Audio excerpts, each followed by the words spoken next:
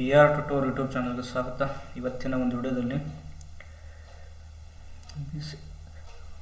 ಹಿಂದುಳಿದ ವರ್ಗಗಳ ಕಲ್ಯಾಣ ಇಲಾಖೆ ವತಿಯಿಂದ ನಡೆದಿರ್ತಕ್ಕಂಥ ಪ್ರೀ ಕೋಚಿಂಗ್ ಎಕ್ಸಾಮ್ ದಿನಾಂಕ 15/11/2025 ಪ್ರಶ್ನೆ ಪತ್ರಿಕೆಯಲ್ಲಿ ಬಂದಿರುವ ಮಾನಸಿಕ ಸಾಮರ್ಥ್ಯ ಮೆಂಟಾಲಿಟಿ ಪ್ರಶ್ನೆಗಳು ಈ ಒಂದು ವಿಡಿಯೋದಲ್ಲಿ ಚರ್ಚಿಸೋಣ. ಮೊದಲ ಪ್ರಶ್ನೆ, ಫಸ್ಟ್ ಕ್ವಶನ್.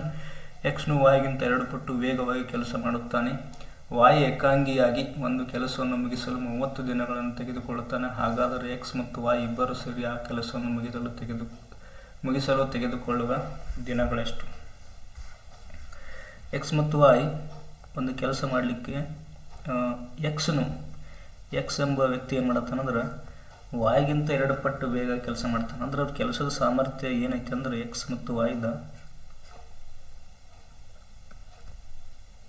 ಈಗ ನಾವೇನು ಅನ್ಕೊಳ್ಳೋಣ, ವಾಯ್ಗಿಂತ 2 ಪಟ್ಟು. ವಾಯನ್ನು ನಾವು ಎಷ್ಟು ಪಟ್ಟು ಮಾಡ್ತಾನೆ ಅಂತಂದ್ರೆ 1 ಪಟ್ಟು ಮಾಡ್ತಾನೆ ಅಂತ ಅನ್ಕೊಳ್ಳೋಣ. ವಾಯನ್ನ 1 ಪಟ್ಟು ಮಾಡಿದಂದ್ರೆ ಎಕ್ಸ್ ಏನು ಮಾಡ್ಬೇಕಂದ್ರೆ 2 ಪಟ್ಟು ಮಾಡ್ಬೇಕು. ಯಾಕಂತಂದ್ರೆ ಅವ್ನು 2 ಪಟ್ಟು ಸಮರ್ಥವಾಗಿದ್ದಾನೆ.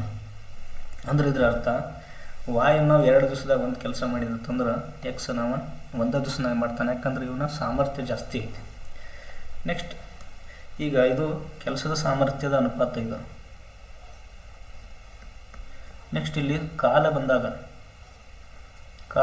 ಏನಾಗ್ತದೆ ಅಂದ್ರೆ ಉಲ್ಟಾ ಆಗ್ತದೆ. ಹೆಂಗೆ ಅಂತ ಕೇಳಿದ್ರೆ, ಈಗ ವಾಯ್ಗಿಂತ ಎಕ್ಸ್ 2 ಪಟ್ಟು ಕೆಲಸ ಜಾಸ್ತಿ ಮಾಡ್ತಾನೆ. ಇದರ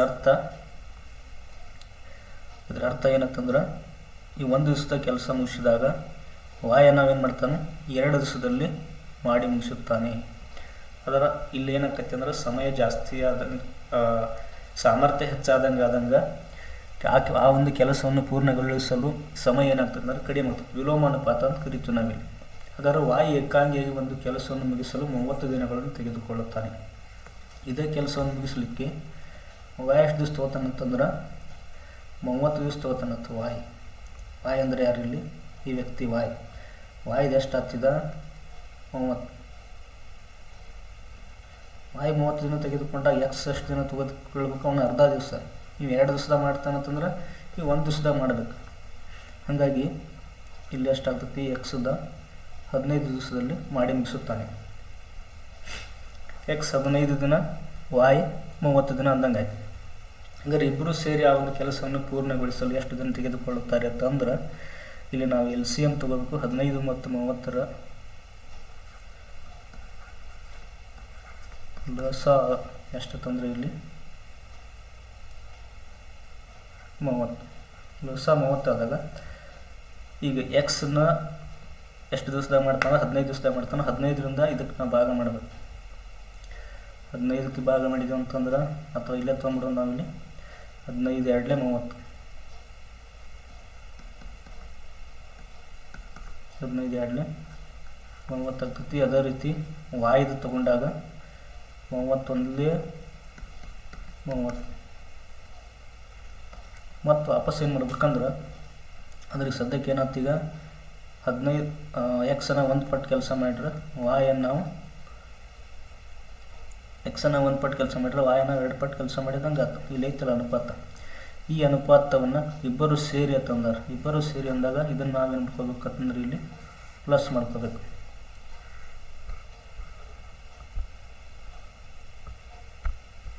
ಅದನ್ನು ಪ್ಲಸ್ ಮಾಡಿಕೊಂಡ ಲಸಾಕ್ ನಾವು ಭಾಗ ಮಾಡಬೇಕು. 30 ಬಾಗ್ಲೆ ಎಷ್ಟಾಗ್ತಂದ್ರೆ 1 + 2 ಅಂತಂದ್ರೆ 3. 30ಕ್ಕೆ ನಾವು 3ರಿಂದ ಭಾಗ ಮಾಡಿದಾಗ ಬರ್ತಕ್ಕಂಥದ್ದು 10. ಈ 10 ಅನ್ನೋದು ಏನಂತಂದ್ರೆ ಎಕ್ಸ್ ಮತ್ತು ವಾಯ್ ಇಬ್ಬರು ಸೇರಿ ಒಂದು ಕೆಲಸವನ್ನು ಪೂರ್ಣಗೊಳಿಸಲು ತೆಗೆದುಕೊಳ್ತಕ್ಕಂಥ ದಿನಗಳ ಸಂಖ್ಯೆ. ಅದಕ್ಕಿಲ್ಲಿ ಫಸ್ಟ್ ಆಪ್ಷನ್ ಸರಿ ಇದೆ. ಇನ್ನು ಒಂದು ಕಾರು ತನ್ನ ವೇಗವನ್ನು ಪ್ರತಿ ಗಂಟೆಗೆ 2 ಕಿಲೋಮೀಟರ್ ಅಂತ ಹೆಚ್ಚುತ್ತದೆ. ಮೊದಲನೇ ಗಂಟೆಯಲ್ಲಿ ಅದು ಕ್ರಮಿಸಿದ ದೂರ 30 ಕಿಲೋಮೀಟರ್. ಒಂದು ಕಾರು ಮೊದಲನೇ ಗಂಟೆಯಲ್ಲಿ ಕ್ರಮಿಸಿದ ದೂರ ಎಷ್ಟಂದ್ರೆ 30 ಕಿಲೋಮೀಟರ್ ಐತಿ. ಮುಂದುವರೆದು ಪ್ರತಿ ಗಂಟೆಗೆ 2 ಕಿಲೋಮೀಟರ್ ಅಂತ ಹೆಚ್ಚಾಗುತ್ತದೆ. ನೀವು ಮೊದಲನೇ ಗಂಟೆಗೆ ಏನು ಮಾಡೋಂಗಿಲ್ಲ, ನಾವು ಟೋಟಲ್ ಉಳಿಸ್ಕೋಬೇಕು.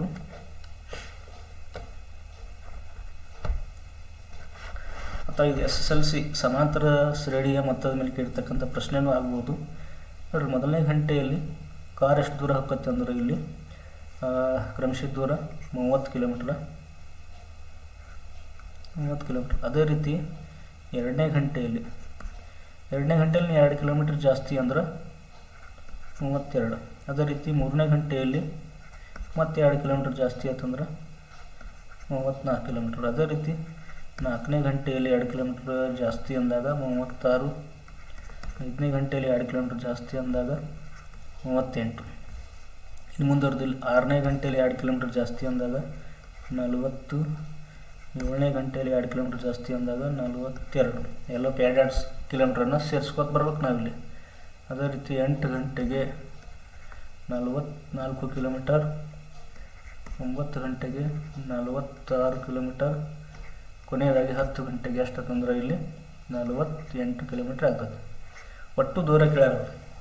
ಒಟ್ಟು ದೂರ ಅಂತಂದ್ರೆ ಎಲ್ಲ ದೂರಗಳನ್ನು ನಾವಿಲ್ಲಿ ಪ್ಲಸ್ ಮಾಡ್ತೇವೆ ನೋಡ್ರಿ. ಮೊದಲಿಗೆ ಇಲ್ಲಿ ತನಕ ಕೊಡಿಸ್ಬಿಡೋಣ ನಮಗೆ. ಇದು 4, 2, 6, 6, 6, 12, 12, 1, 8, 20.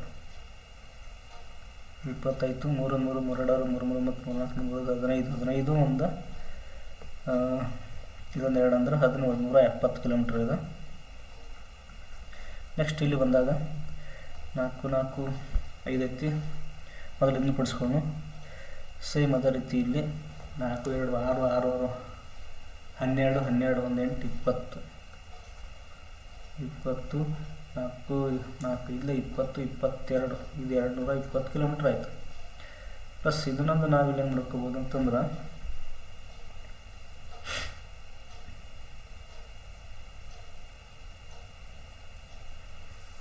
2, 4, 6, 12, 20, 15, 17, 20.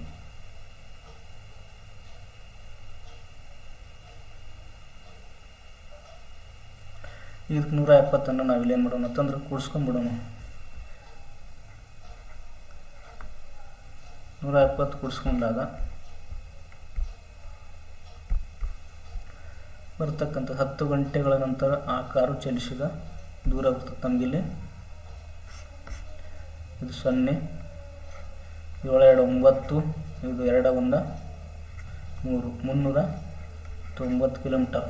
10 ಗಂಟೆಯಲ್ಲಿ ಕಾರು ಚಲಿಸಿದ ದೂರ ಎಷ್ಟಾಗ್ತಂದ್ರೆ ಇಲ್ಲಿ 390 ಕಿಲೋಮೀಟ್ರ್. ಸರಿಯಾಗಿರ್ತಕ್ಕಂತಹ ಉತ್ತರ ನೋಡಿ. ಇಲ್ಲಿ ಆಪ್ಷನಲ್ಲಿ 2ನೇ ಆಯ್ಕೆ ಸರಿ ಇದೆ. ನೆಕ್ಸ್ಟ್ 3rd ಕ್ವಶನ್ ನೋಡಿದಾಗ ಈ ಕೆಳಗಿನ ಸರಣಿಯಲ್ಲಿ ಮುಂದಿನ ಸಂಖ್ಯೆಯನ್ನು ಕೆಳಗಿನ ಆಯ್ಕೆಗಳಿಂದ ಆರಿಸಿ. ನೋಡ್ರಿ, ಆಯ್ಕೆಗಳು ಸರಣಿ 3, 7, 13, 21 ಇದರಲ್ಲಿರ್ತಕ್ಕಂಥ ಆಯ್ಕೆಗಳಿಂದ ಹುಡುಕಿದಾಗ ಮೊದಲಿಗೆ ಸರಣಿ ಯಾವ ರೀತಿ ಅರೇಂಜ್ಮೆಂಟ್ ಆಗೈತೆ ಅನ್ನೋದನ್ನು ನೋಡ್ಕೋಬೇಕು.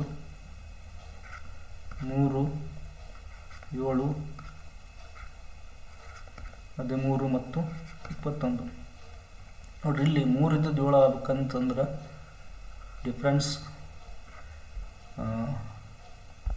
ಡಿಫ್ರೆನ್ಸ್ ಎಷ್ಟೈತೆ ಅಂದ್ರೆ ಇಲ್ಲಿ 4 ಎಷ್ಟೈತೆ ಅಂದ್ರೆ +4 ಆಗತೈತಿ. ಅದೇ ರೀತಿ 7 ಇದ್ದದ್ದು 13 ಆಗುತ್ತೆ. 7 ಇದ್ದದ್ದು 13 ಅಂತಂದ್ರೆ ಎಷ್ಟಾಗತ್ತೆ ಅಂದ್ರೆ ಡಿಫ್ರೆನ್ಸ್ 6 ಜಾಸ್ತಿ ಆಗತೈತಿ. ಇನ್ ದ ಸೇಮ್ ವೇ ಇಲ್ಲಿ 13 ಇದ್ದದ್ದು 21 ಆಗತ್ತೈತಿ ಅಂದ್ರೆ ಇಲ್ಲಿ ಎಷ್ಟು ಜಾಸ್ತಿ ಆಗತೈತಿ ಅಂದ್ರೆ 8 ಜಾಸ್ತಿ ಆಗತೈತಿ. ನೋಡಿ, ಇಲ್ಲಿ 4 ಜಾಸ್ತಿ, 6 ಜಾಸ್ತಿ, 8 ಜಾಸ್ತಿ ಅಂದ್ರೆ ಇಂದ ಮುಂದುವರೆದು ಏನಾಗಬೇಕು 10 ಜಾಸ್ತಿ ಆಗಬೇಕು. 10 ಜಾಸ್ತಿ ಅಂದರೆ ಇಲ್ಲಿ ಎಷ್ಟು ಬರ್ತೈತಿ 21ಕ್ಕೆ 10 ಕೂಡಿಸಿದಾಗ ಬರುವಂಥದ್ದು 31. ಅದಕ್ಕೆ ಇಲ್ಲಿ 3rd option is the correct answer.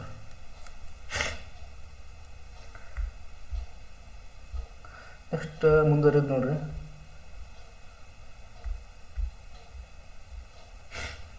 Next question, pencil ಎಂಬ ಪದದ ಅಕ್ಷರಗಳನ್ನು ಇಂಗ್ಲಿಷ್ ಅಕ್ಷರಮಾಲೆ ಇಳಿಕೆ ಕ್ರಮದಲ್ಲಿ ಬರೆದಾಗ ಅದೇ ಸ್ಥಾನದಲ್ಲಿ ಎಷ್ಟು ಅಕ್ಷರಗಳು ಇರುತ್ತವೆ ಅಂದ್ರೆ ಏನಿಲ್ಲ, ಸರಳವಾಗಿರ್ತಕ್ಕಂಥ ಪ್ರಶ್ನೆ. ಪೆನ್ಸಿಲ್, ಈ ಪೆನ್ಸಿಲ್ ಅಕ್ಷರವನ್ನು ಎಷ್ಟು ನಂಬರ್ಗಳನ್ನು ಬರ್ಕೋಬೇಕು ನಾವಿಲ್ಲಿ ಅಂದರೆ ಇಂಗ್ಲೀಷ್ ವರ್ಣಮಾಲೆಯಲ್ಲಿ ಬಂದಾಗ ಪಿ ಅನ್ನೋದು ಎಷ್ಟನೇ ಅಕ್ಷರ, ಇ ಅನ್ನೋದು ಎಷ್ಟನೇ ಅಕ್ಷರ ಹಿಂಗೆ ಬರ್ಕೊಂಡ ನಂತರ ಆ ಥರ ಅಕ್ಷರಗಳ ಸಂಖ್ಯೆಗಳನ್ನು ಅವುಗಳ ಸ್ಥಾನಕ್ಕೆ ಅನುಗುಣವಾಗಿ ಇಳಿಕೆ ಕ್ರಮದ ಬರ್ಕೋತ ಬಂದಾಗ ಸ್ಥಾನ ಬದಲಾವಣೆ ಆಗದೇ ಇರತಕ್ಕಂಥ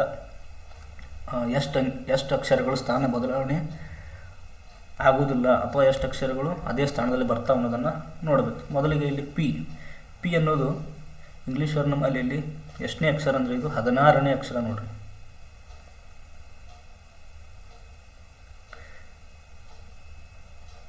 ಇದು 16ನೇ ಅಕ್ಷರ. ನಾವಿಲ್ಲಿ ಇದಕ್ಕೆ ಸಿಂಪಲಾಗಿ ಇಲ್ಲಿ ಇ ಅಂದರೆ 5ನೇ ಅಕ್ಷರ,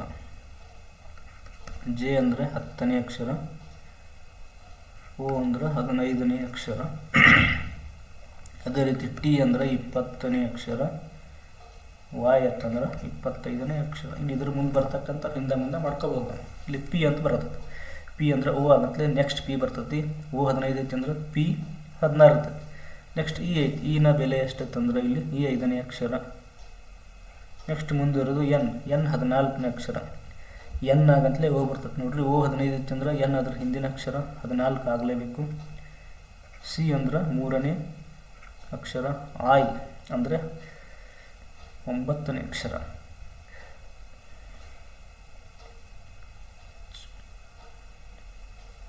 A B C D F I J ಅಂದ್ರೆ 10 ಐತಿ ಅಂದ್ರೆ ಐ 9ನೇ ಅಕ್ಷರ. ಆಮೇಲೆ ಎಲ್ ಅನ್ನೋದು ಓಕ್ಕಿಂತ 3 ಅಕ್ಷರ ಹಿಂದೆ 12ನೇ ಅಕ್ಷರ.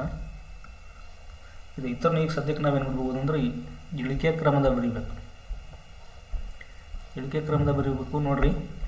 ಈಗ ಇಳಿಕೆ ಕ್ರಮದಾಗ ಅಂದ್ರೆ ಮೊದಲು ಬರುವಂಥ ಅಕ್ಷರ ಯಾವ್ದಂದ್ರೆ ಅತಿ ಹೆಚ್ಚು ಸ್ಥಾನ ಹೊಂದಿರತಕ್ಕಂಥ ಅಕ್ಷರ ಪಿ 16. ಅದನ್ನು ಸೇಮ್ ಬರ್ಕೋಬೇಕು ನಾವು. ಯಾಕಂದ್ರೆ ಪಿದ ನಾವು ಮೊದಲು ಇಳಿಕೆ ಕ್ರಮ ಬರ್ಕೊಳ್ಳೋಣ. 16 ನೆಕ್ಸ್ಟ್ ಬರುವಂಥದ್ದು 14, 14 ನೆಕ್ಸ್ಟ್ ಬರುವಂಥದ್ದು 12, 12 ನೆಕ್ಸ್ಟ್ ಬರುವಂಥದ್ದು 9, ನೆಕ್ಸ್ಟ್ ಬರುವಂಥದ್ದು 5, ನೆಕ್ಸ್ಟ್ ಬರುವಂಥದ್ದು 3. ನೋಡಿರಿ ಈಗ 16 ಸಂಖ್ಯೆಯನ್ನು ಸೂಚಿಸ್ತಕ್ಕಂಥ ಇಂಗ್ಲೀಷ್ ವರ್ಣಮಾಲೆ ಅಕ್ಷರ ಪಿ, 14 ಅಂದ್ರೆ ಎನ್, 12 ಅಂದ್ರೆ ಎಲ್, ಆಮೇಲೆ 9 ಅಂದ್ರೆ ಐ, ಸಿ 5 ಅಂತಂದ್ರೆ ಇ, ಸಿ ಅಂದ್ರೆ 3. ಹಾಗಾದರೆ ಇಲ್ಲಿ ಅವ್ರು ಕೇಳ್ತಕ್ಕಂಥ ಪ್ರಶ್ನೆ ಅದೇ ಸ್ಥಾನದಲ್ಲಿ ಎಷ್ಟು ಅಕ್ಷರಗಳು ಇವೆ ಅಂದರೆ ಮೊದಲನೇ ಸ್ಥಾನದಾಗ ಪಿ ಇತ್ತು. ಈಗ ಇಳಿಕೆ ಕ್ರಮದಾಗ ಬರ್ದಾಗ ಕೂಡ ಪಿ ಅದೇ ರೀತಿ ರಿಪೀಟ್ ಆಗುತ್ತೆ. ನೆಕ್ಸ್ಟ್ ಮುಂದಿರೋದು ಇ ಇಲ್ಲಿ ಐತಿ.